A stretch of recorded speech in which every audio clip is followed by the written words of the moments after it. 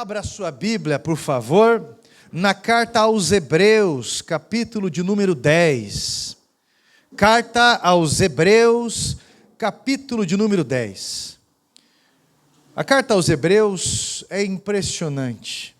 Embora não saibamos ao certo o autor, alguns especulam o próprio apóstolo Paulo como autor da carta pelas características da escrita, e também por ser um hebreu.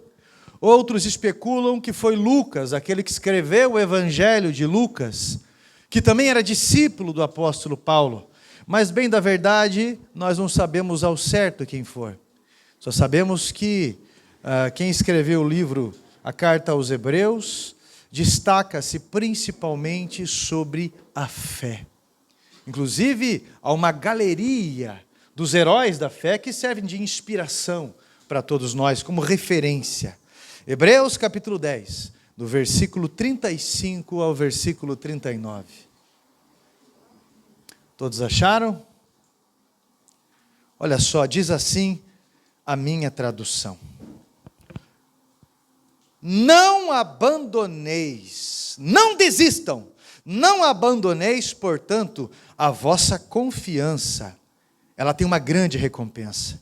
Com efeito, tendes necessidade de perseverança, para que, havendo feito a vontade de Deus, alcanceis a promessa. Porque ainda dentro de pouco tempo, aquele que vem virá e não tardará. Todavia, o meu justo viverá pela fé. E se recuar, nele não se compraz, não tem o prazer a minha alma. Nós, porém, não somos aqueles que retrocedem para a perdição. Somos, entretanto, da fé para a conservação da alma. Amém? Assente-se, por favor.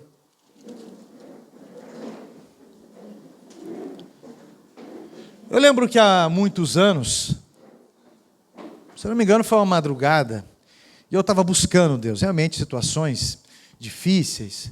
Eu estava orando, eu estava buscando a Deus, eu estava buscando a sua direção, estava buscando a sua palavra, eu estava buscando o seu conforto, eu estava buscando. E a Bíblia diz que aquele que busca,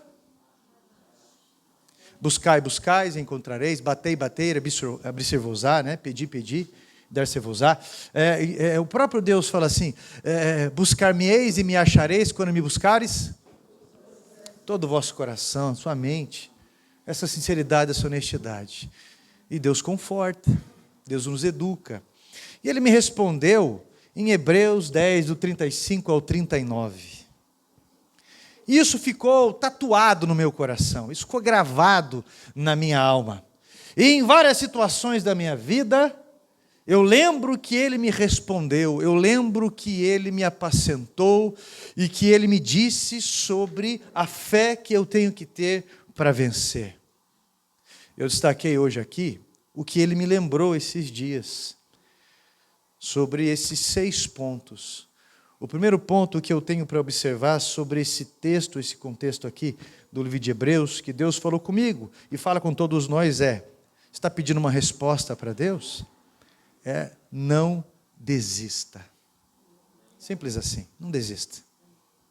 Diga assim, não desista. Como diz o italiano, non mollare, não desista.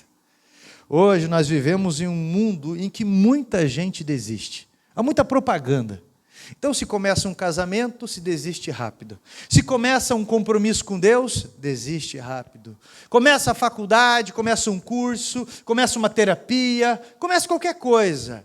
Mas quando você começa a enfrentar a rotina, logo muita gente desanima e desiste. Tem gente que desiste da vida e se mata. Tem gente que desiste da família. Tem gente que desiste do casamento. Tem gente que desiste dos pais, tem gente que desiste da faculdade, outros desistem dos sonhos, outros desistem do sonho da casa própria, desistem do carro, outros desistem do ministério. Tem gente que desiste por um monte de coisas. E às vezes essa situação que está lá fora, na tua vida, nessa rotina tua, está te convencendo pelo nível de dificuldade a você desistir também. Olha só.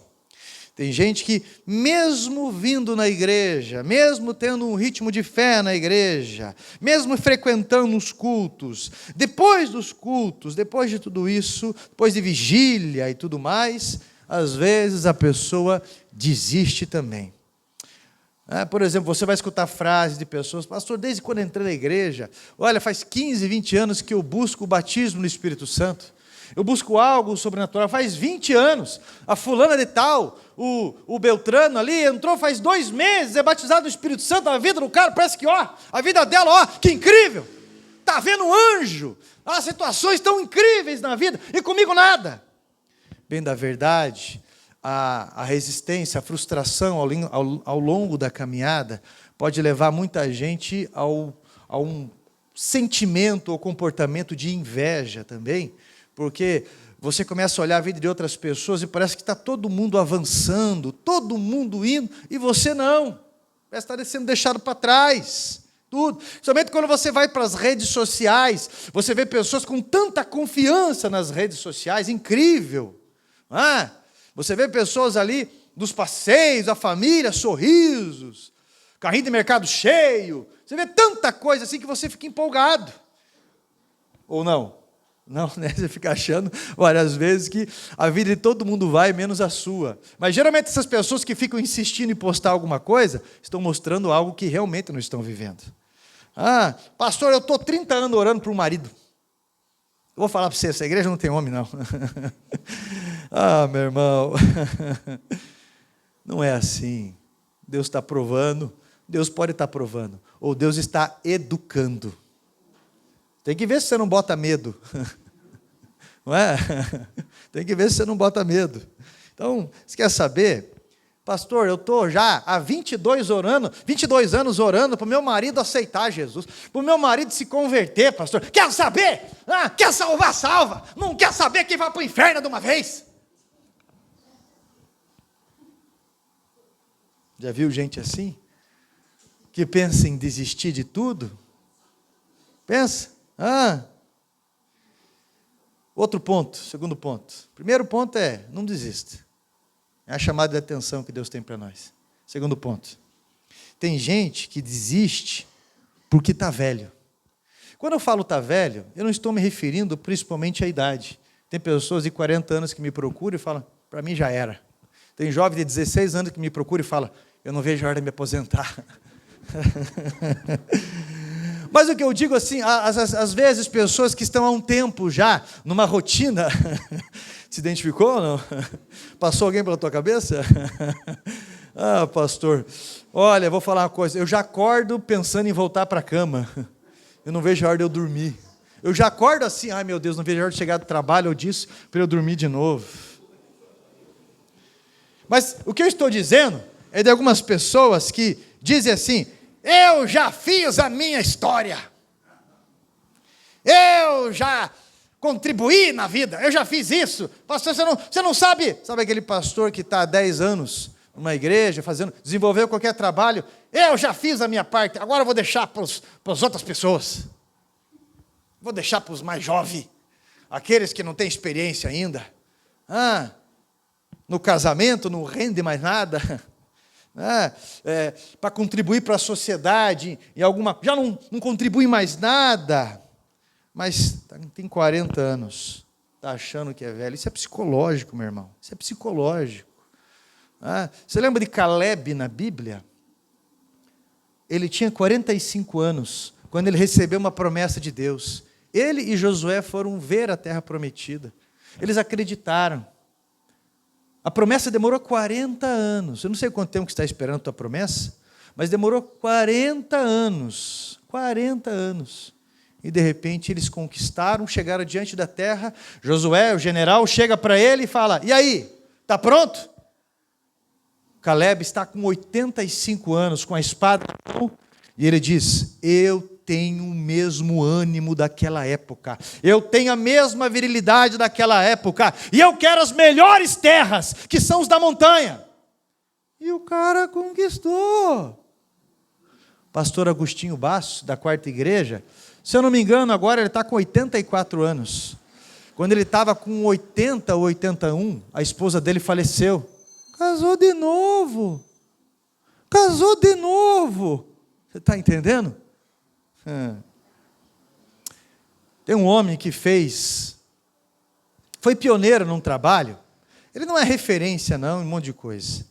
Eu estou falando de um ponto de vista que foi referência, como os antigos são, em várias coisas. Alborguete.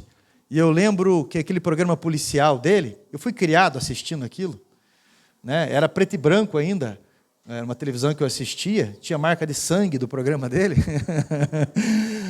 Mas eu lembro que esse homem faleceu, não sei se foi em 2006, por aí, 2010, 2006. O que eu lembro é que esse homem, se você procurar na internet, você vai ver. Ele não tem cabelo, ele não tem gordura mais no corpo, porque ele teve um câncer, ele é muito severo, e ele está seco diante de uma câmera da internet, e ele fala bem assim, ó, quem criou o programa Cadeia fui eu, e eu vou voltar com novidades. Ele estava só pena e bico. Eu vou voltar com novidades. Você está entendendo qual que é o ânimo desse cara? Agora adolescente, meu irmão, não quer pegar uma vassoura. Que ânimo é esse? Pastor Jondir está com 76 anos. Pergunta para ele, e aí pastor, e o casamento? Ele esfrega a mão e ele fala, Deus está enviando lá de Marrocos para mim. Está animado. Está animado. Bora ali no Corbélia, agora estava vindo andando, na hora que eu estava passando com a caminhonete, eu vi ele, eu parei, ele olhou, né? Mas ele estava andando assim, ó. Parou, olhou. Lembra aquela vez que nós fomos no congresso de homens, pastor, lá no hotel? Eu e o pastor Jurandir. O pastor Jurandir não enxergava nem a mesa de sinuca lá dentro do hotel. Eu, vesgo. Aí fomos brincar com o Sandro, profissional, e com o Elias. Mas estavam lá, né, pastor? Brincando. O jogo da habilidade. Você está entendendo? Ânimo. Tem gente que, sabe qual que é o segredo de você nunca perder? Nem comece, nem tente. Esse é o meu segredo, eu nunca me frustro, sabe? Eu nunca aceito desafio, eu nunca aceito apelo, eu sempre acho que é cedo para algumas coisas. E aí? Você lembra no Evangelho de Lucas, capítulo 2, no versículo 26 ao 38, uma mulher chamada Ana, uma profetisa. Essa mulher estava com 84 anos, servindo do jeito que ela podia, dentro dos limites que era autorizado para ela no templo. E ela esperava o Messias. E de repente Jesus foi apresentado no templo pelo sacerdote, e depois entregou no colo dela. E ela falou, agora eu já posso morrer, porque os meus olhos já viram o Salvador. A todo momento ela estava orando, jejuando, a todo momento ela estava dentro dos limites impostos a ela, se esforçando. Se esforçando. É verdade. Meu irmão, de que ângulo que você olha a vida? Você está tão desanimado desse jeito? Billy Graham, um dos maiores homens evangelistas conhecido no século passado. Milhões e milhões de almas que foram até Jesus através do ministério dele. Quando ele veio aqui para o Brasil, estádio lotado, gramado, olha que bancada, lotado Maracanã, lotado. Uma mensagem curta, um apelo, 25 mil pessoas de primeira aceitaram Jesus. Uma unção de Deus. Uma mensagem extremamente curta e simples. Nada teológica, exegeta, nada de homilética, hermenêutica e blá blá blá. Mas o filho dele não era convertido. Esse homem estava com 80 e alguma coisa, 80 e poucos anos, quando o filho dele veio para Jesus.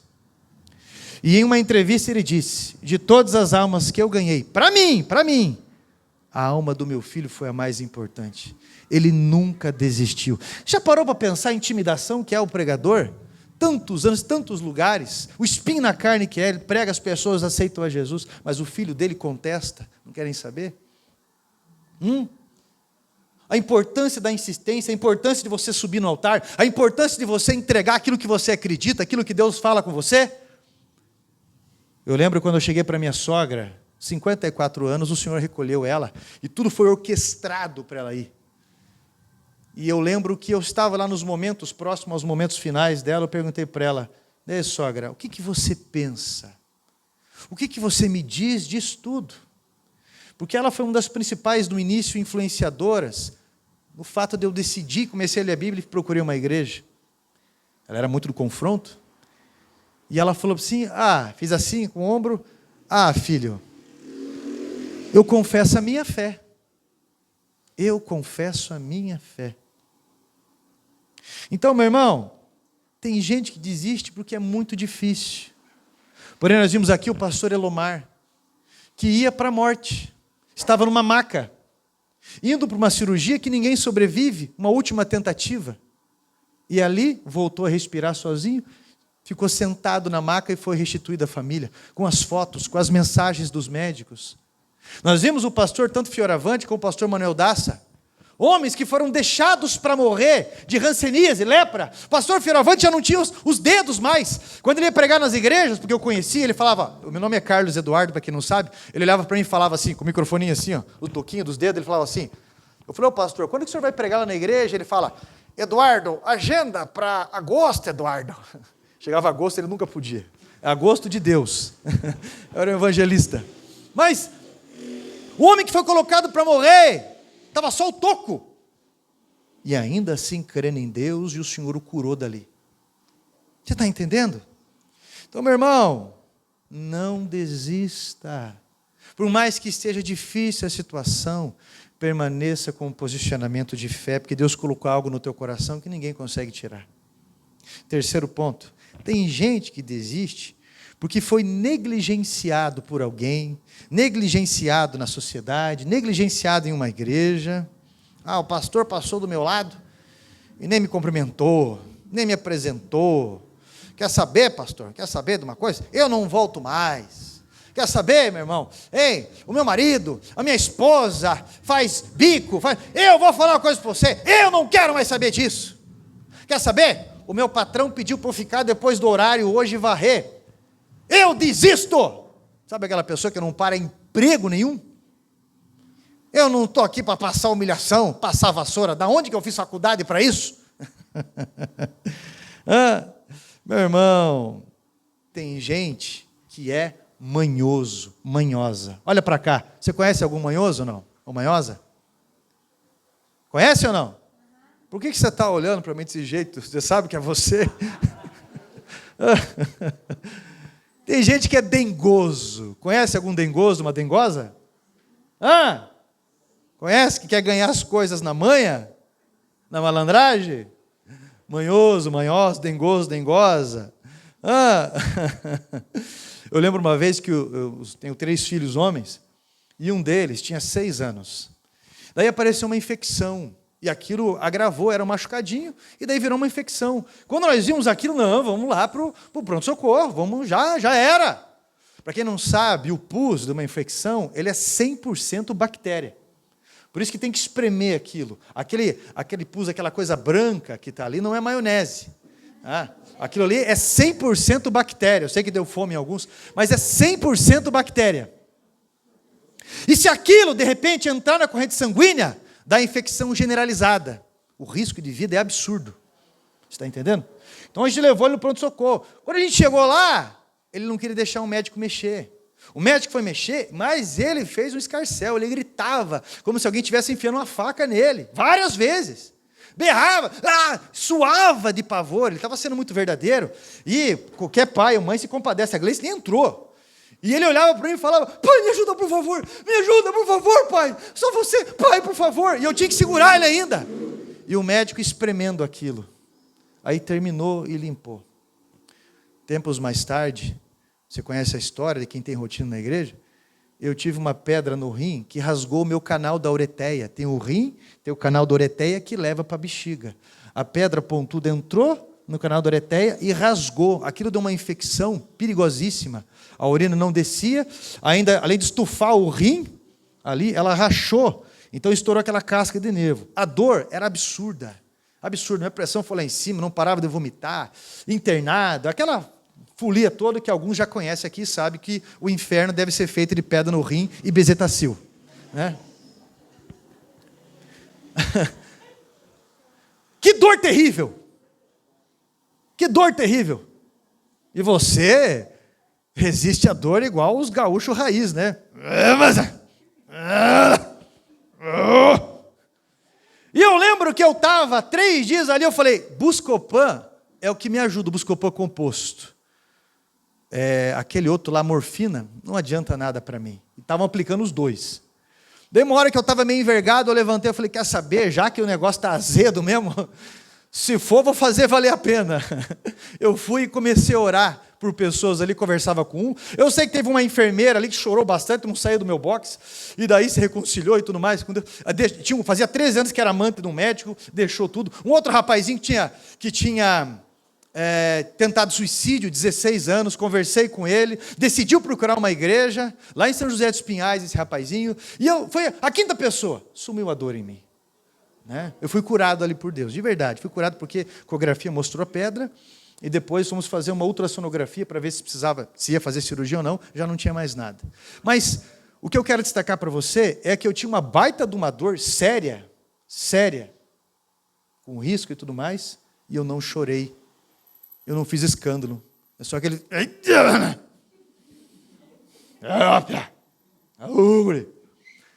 E o meu menino de 6 anos, uma pequena infecção, que precisava, o médico fez o furo e espremeu, foi rápido aquilo. Ele fez um escarcéu. Acontece que ele era um menino de 6 anos. E eu, um homem. E eu pergunto para você, o que você é? O que você é? O que você é com esse dengo, com essa manha, com essas chantagens, com esse escarcéu, com esse rebu todo? O que você é?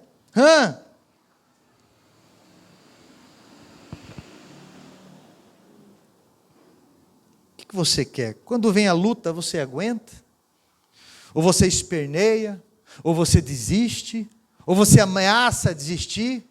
E aí? Não aguento mais. Pastor, sopra. Está beijinho. Tem gente que desiste por qualquer coisa. Estou sofrendo. Está sofrendo? Você está na Síria? Você está na Venezuela? Você está na Ucrânia? Está sofrendo perseguição nazista por ser judeu? Deus está todo dia do teu lado. Deus supre tudo o que você precisa. Deus sustenta você. Mas o que está matando você não é nem a guerra com o inferno, é essa manha que te dá uma autocomiseração, que convence você a desistir, a fazer corpo mole. Pelo amor de Deus. Pelo amor de Deus. Para de ser manhosa desse jeito. Qualquer pessoa vai querer um trabalho de excelência. Todo mundo que faz com excelência é reparado e vai ser valorizado. Se um não valoriza, a outra pessoa vai valorizar. Se um cliente não valoriza, o outro vai valorizar. Se um patrão não valoriza, o outro vai valorizar. Você está entendendo o nível de excelência que tem que exercer? Para de ser manhoso e tenha coragem. Olha, meu irmão, tem um filme antigo, e eu sou fã desse filme porque eles são 9 filmes, 8 filmes, acho, e ele fala de superação, que é o do Rocky Balboa, né? O 8 e o 9 é o Creed, que daí ele está treinando. Mas ele baseou o primeiro filme nos fatos reais, né? No primeiro filme que ele foi ver, o cara apanhou, e depois acabou vencendo, e uma resposta foi, não importa o quanto você apanha, aliás, não importa o quanto você diz que bate e tudo mais, importa o quanto você aguenta apanhar da vida, porque a vida não tem dó de você, né? Você tem que ser forte. Mas sabe o que eu acho interessante dentro desse contexto, na prática, eu acredito que muita gente viu esse filme, ele me lembra muito do meu pai, de criação, e é uma hora que ele está no 3, e ele está todo empolgadão lá. Tiram foto, ele está malhado, ele fez sucesso. E ele está lá treinando, e as câmeras, e musiquinha tocando, ele patrocina um monte de coisa. Né? As mulheres chegam perto dele e tiram foto ele, daquele jeitão. E ele nem treina direito, ele está embalado, ele sou o cara. Ele nem percebe que muitas lutas ali foram forjadas para ele poder vencer. Né? Pessoas escolhidas a dedo. E de repente ele vai enfrentar o cara que é um búfalo. O BA, lembra do BA? E chega para ele daquele jeitão, e ele leva uma surra do cara, que ele sai todo esgualepado. Ele sai igual aquele cara lá do Evangelho de Lucas, de Atos 26, que levou uma surra dos demônios e saiu nu, todo esgualepado. No outro dia deve ser terrível, né? Apanhou desse jeito. É tipo roubar o teu carro, você está pagando ainda no começo, estava todo empolgado. Meu Deus, roubaram a casa, descobriu traição, foi abandonado. Outro dia, está com a cara tudo doendo, machucado. Quem que vem falar com ele? Tipo um pastor, né? Chega o cara que ele tinha vencido lá atrás, que era um grande campeão e teve que ser humilde. A força, porque um desconhecido o venceu. Primeiro empatou, depois o venceu. E ele chega lá e fala assim: é horrível ficar assim, né? Você sente isso e aquilo. Bora levantar, bora criar coragem, bora fazer isso. E começa a treinar. Mas antes disso ele pega e leva aquele homem lá na academia antiga, onde ele começou, lá atrás. Chegou lá, parecia que estava levando o cara no Parolim. Parecia que estava levando o cara ali no antigo Morro do Juramento. A hora que ele chegou na academia lá, onde ele começou a treinar boxe, os caras tudo olhando assim, ó. Aquele olhar, aquela sobrancelha de sogro. Assim. Aí aquele treinador, aquele pastor, olha para ele e fala: ei, meu amigo, sabe o que você perdeu? Esse olhar aí, ó. Você perdeu o olhar de tigre. Eu podia até colocar o título da mensagem, o olhar de tigre. Você perdeu esse olhar de tigre.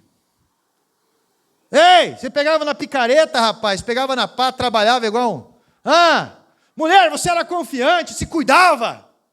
Agora está aí, parece um espantalho, parece que fosqueou o cabelo. Já morreu faz 3 anos, não enterraram. Você era confiante, homem, pelo amor de Deus. E agora está aí, virado num bebê grande, só falta colocar fralda. E aí? Olho de tigre. Olha para onde você começou. Crente novo, carregava um bonde nas costas. Olha, tem um endemoniado que eu vou orar. Aonde que tem alguém precisando ouvir? Agora, meu irmão. Irmãos, quem... Ai, Jesus, eu já fiz demais. Manda outro, porque eu estou muita coisa a fazer lá, esse negócio de... Eu já sei como funciona.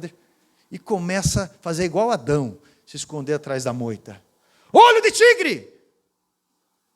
Cadê aquele olhar espiritual? Cadê aquele desejo por Deus? Cadê aquele caçador de vigílias? Cadê aquela pessoa que está como Isaías, capítulo 6? Eis-me aqui, envia-me a mim. Pronto para a batalha. Você perdeu a forma. E agora fica com essa manha. Eu vou desistir. Qualquer coisa, Senhor, eu vou abandonar. E eu não aguento isso. Tudo que você fala assim, eu não aguento, é provável que aconteça. Se acontecer isso, eu abandono.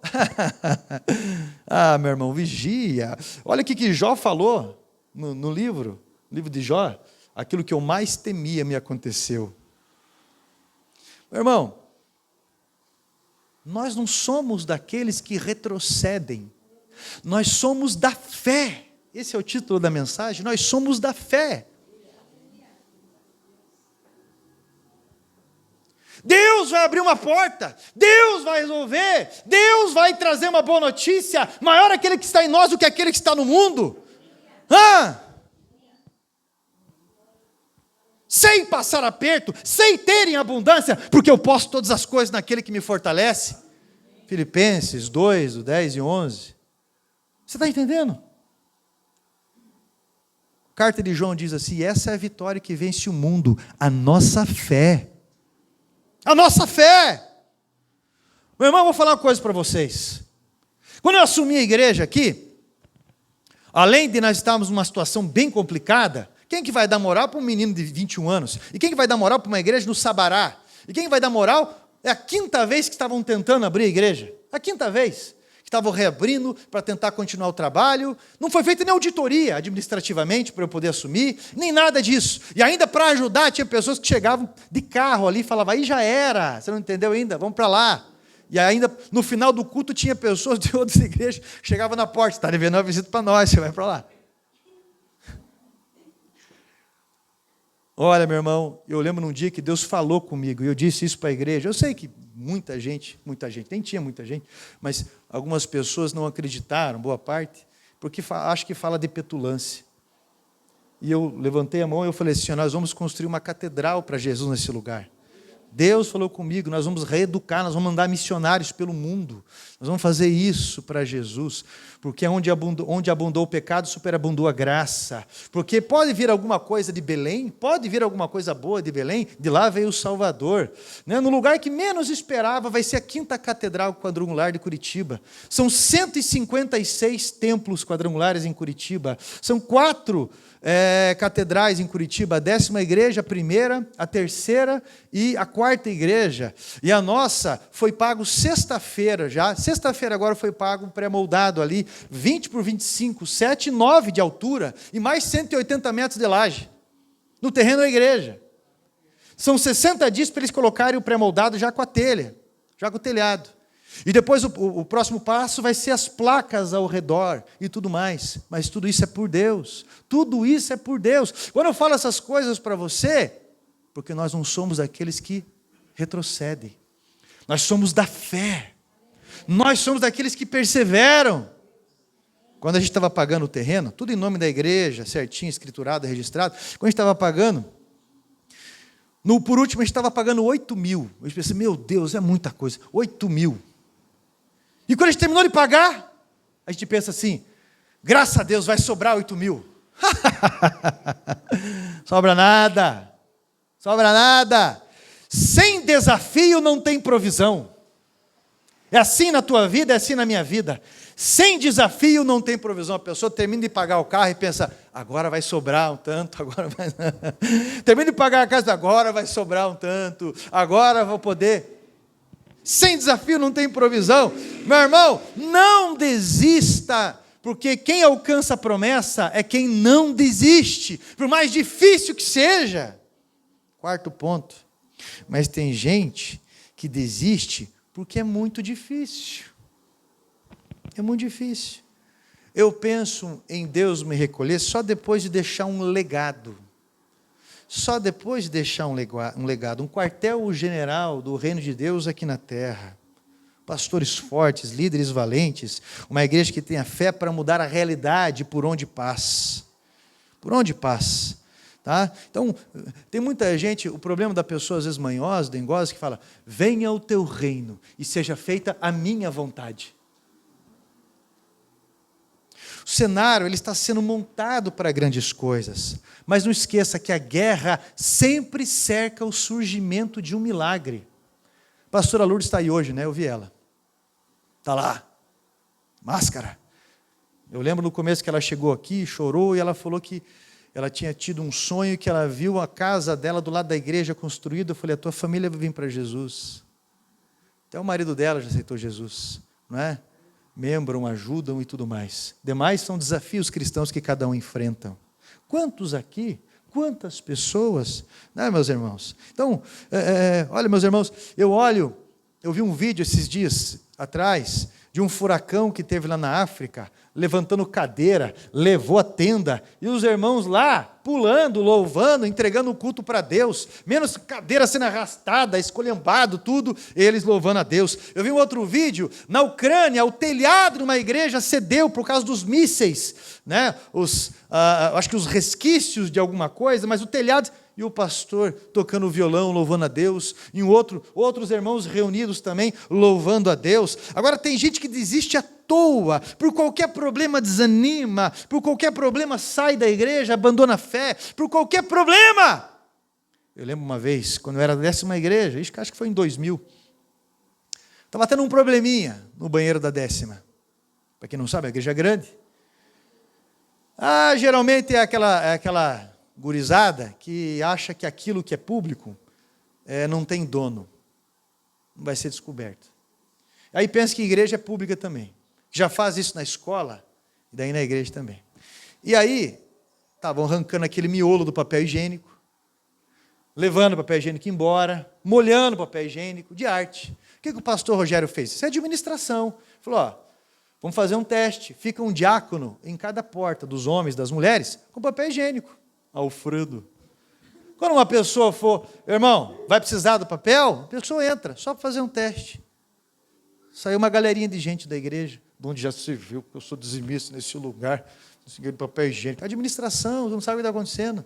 De onde já se viu isso. Mas que fé de papel é essa? Para não falar outra coisa.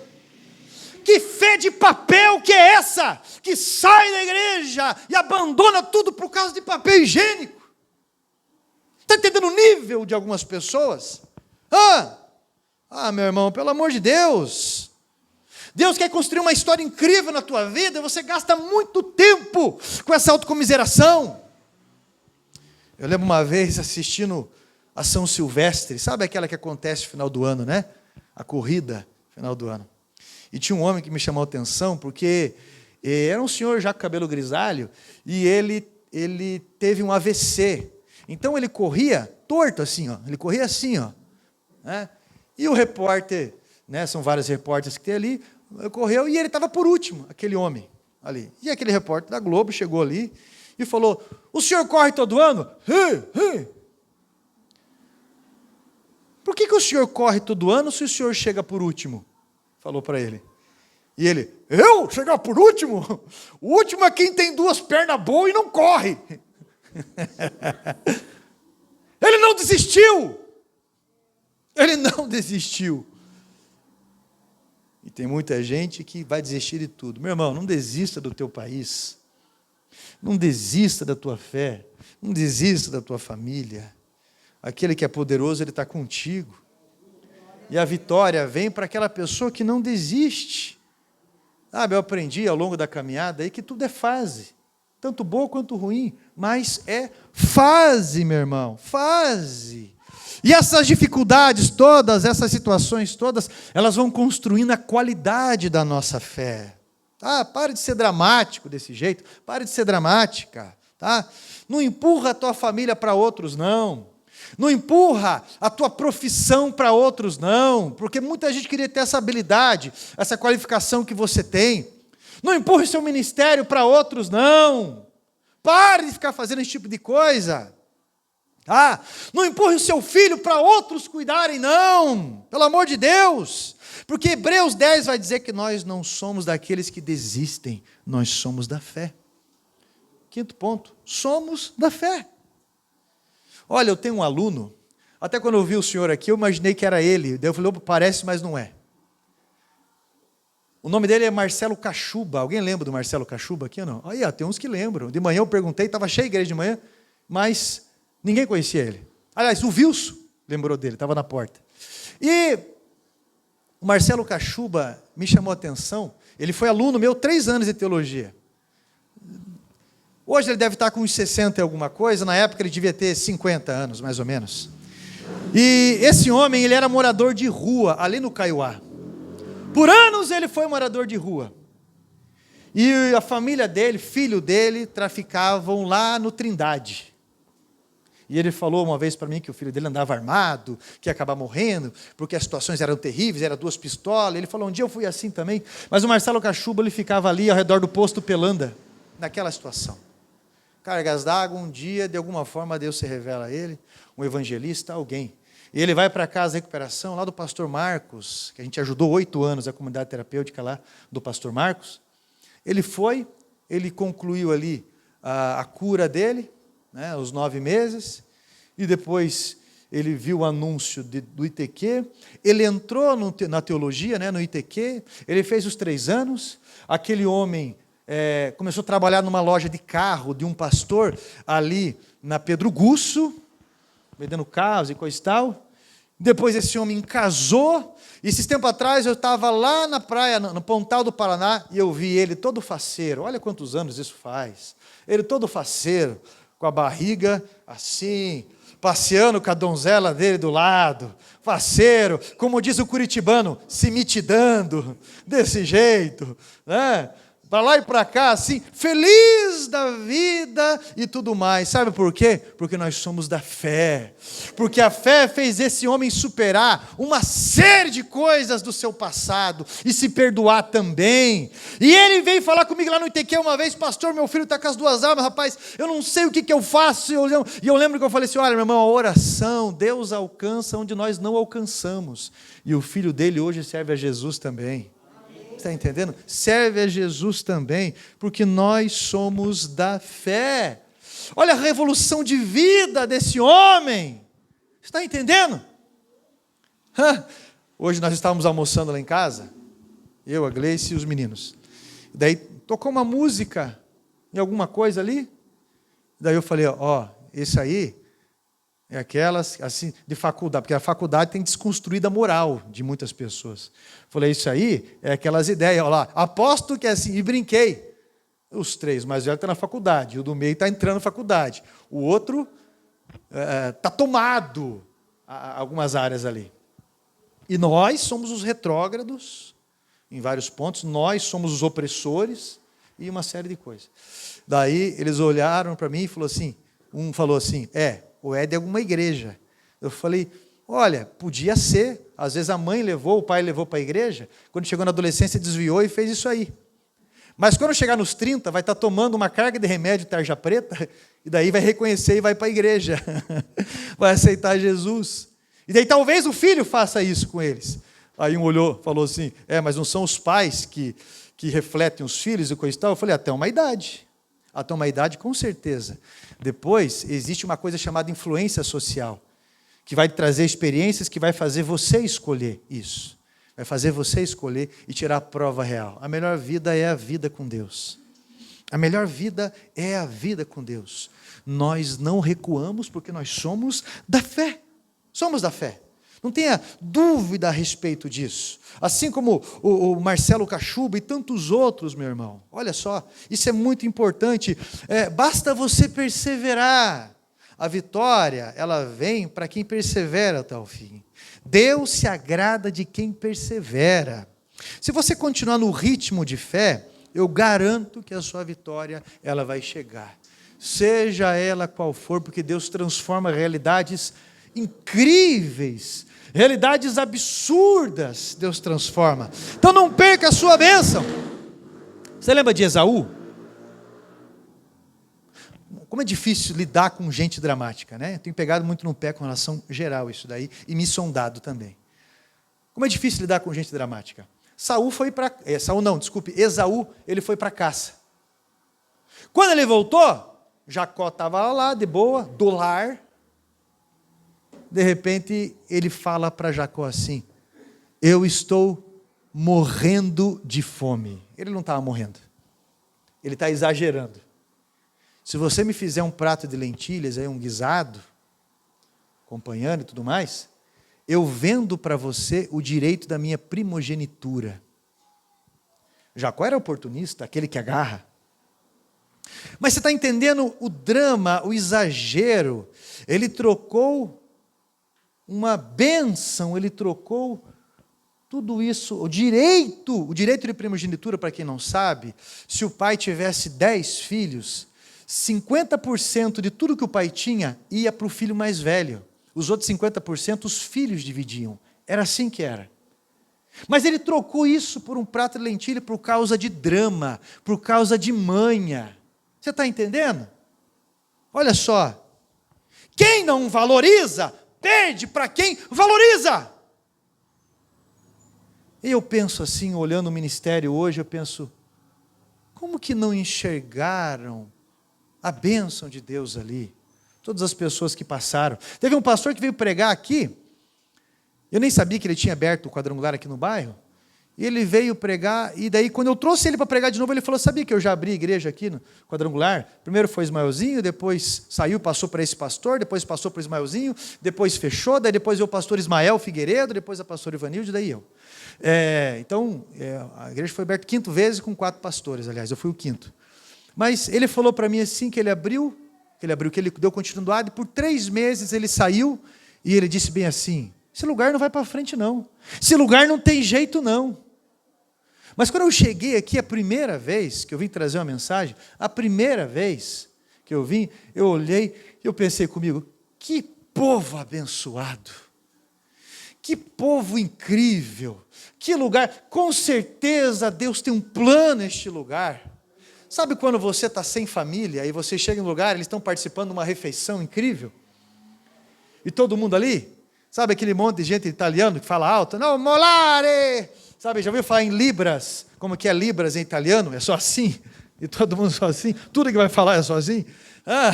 Não, molare! Ei, não sei o quê, você repara, aí um briga com o outro e fala, não presta, que lugar, vocês não estão enxergando o valor. Não estão enxergando o valor, é do mamando ao caducando.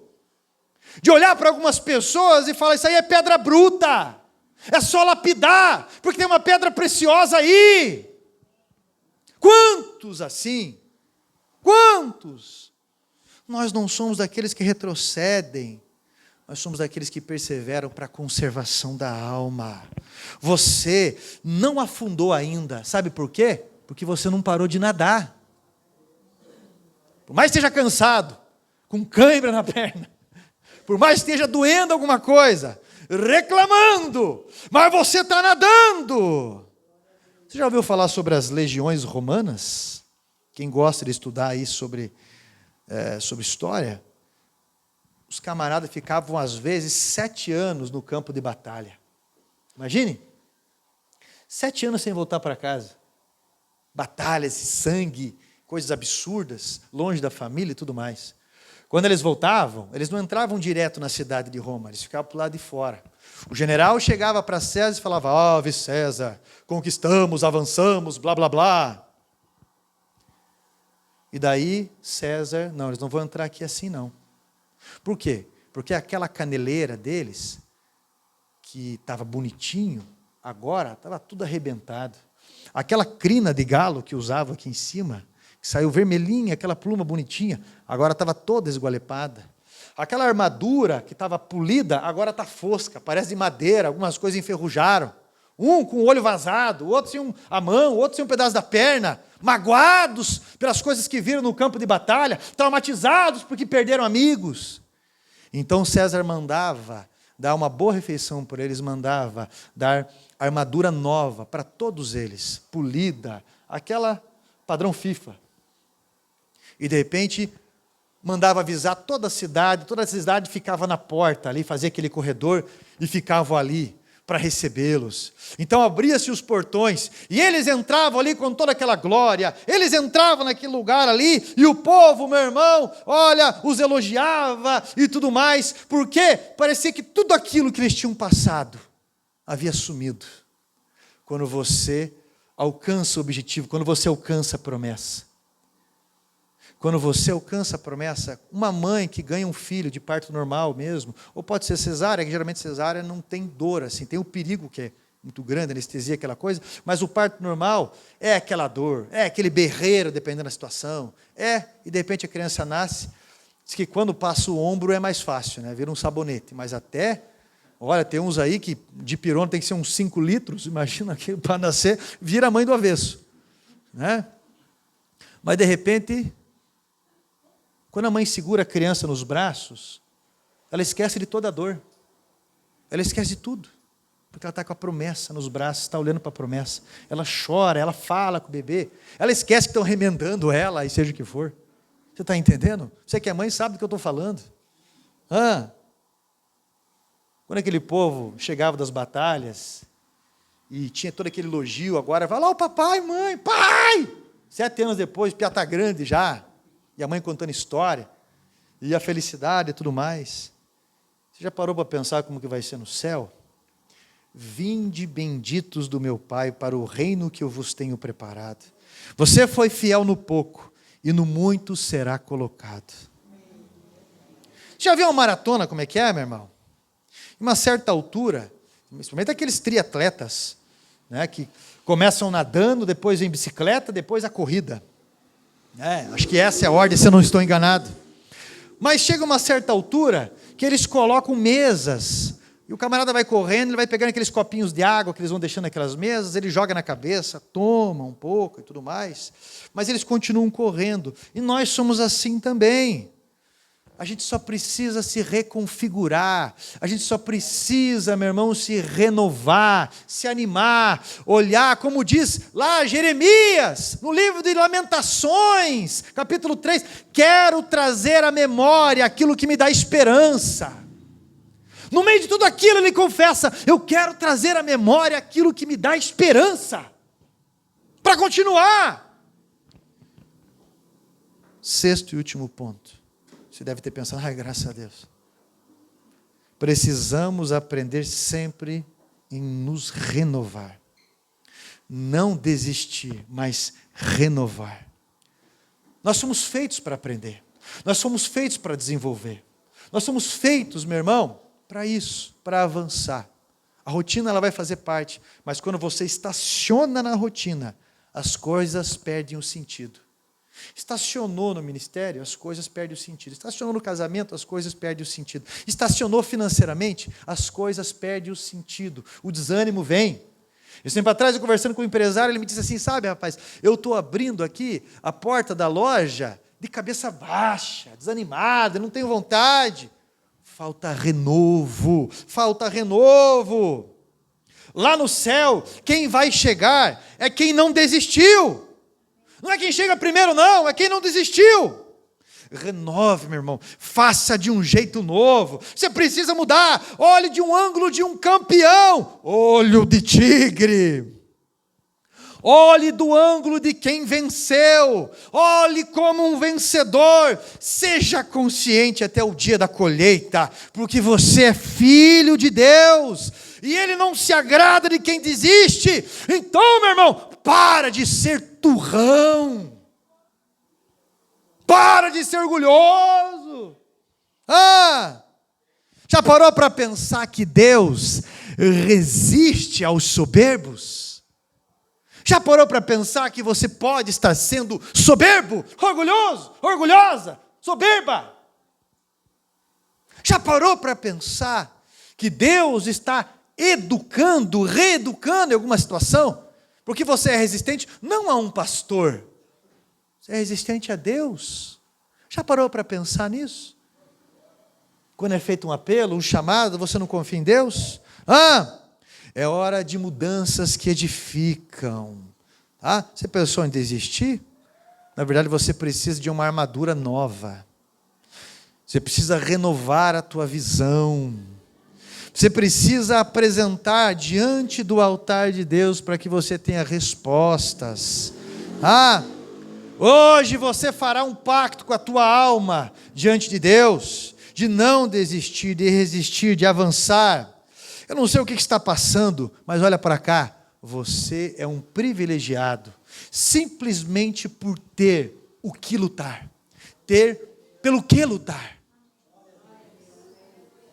Quem não tem pelo que lutar, não tem vida. Quem está várias vezes, eu não quero generalizar, mas deprimido, é porque não entendeu ainda pelo que tem que lutar. Porque as coisas perderam o valor. Meu irmão, se você deixa para fazer depois o que Deus te pede para fazer agora, você dá tempo do diabo trabalhar. Isso é muito sério. Sem desafio não tem provisão. Assuma o desafio que Deus está te chamando, porque nós somos da fé. Faça melhor, faça com ousadia, faça com capricho, se adapte melhor. Há tantos sinais que os nossos próximos nos mostram e às vezes a gente ignora. Nós precisamos avançar, mas precisamos fechar brechas de comportamento para avançar. Precisamos disso. Precisamos parar de apelos, parar de manhas e mudar. Porque a pior coisa é o silêncio de Deus. Quando parece que as coisas não mudam, Deus está nos dando um tempo para que a gente mude. Ele quer resultados melhores. Então, não é hora de desistir, não. Não é hora de fraquejar. É hora da fé.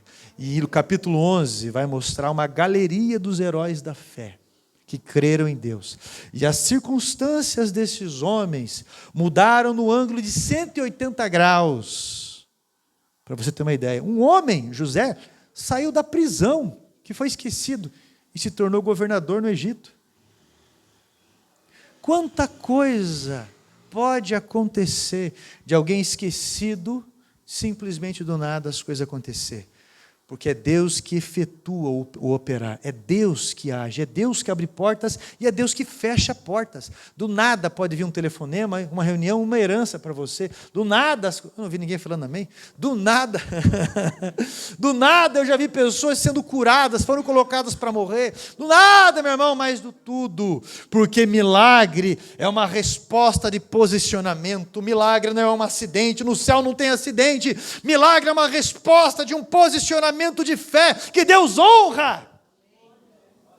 Permaneça na fé, Deus vai te honrar, Deus vai mudar calabouços, meus irmãos, Deus vai fazer coisas grandes através de você, mas pelo amor de Deus, pare de achar que é só com o outro que acontece, porque aquele lá é assim, porque aquele de lá é assim, porque aquele outro não sei o quê. Pare com essa visão manipuladora e mesquinha. Deus quer trabalhar através da tua vida. E tem gente que quer uma visão tão grande, eu quero ganhar o mundo, eu quero isso, eu quero aquilo, mas não se apara para os detalhes que Deus está ensinando. Pare com essa soberba às vezes. Deus está ministrando sobre as nossas vidas hoje. Pelo que você tem lutado? Pelo que você tem lutado?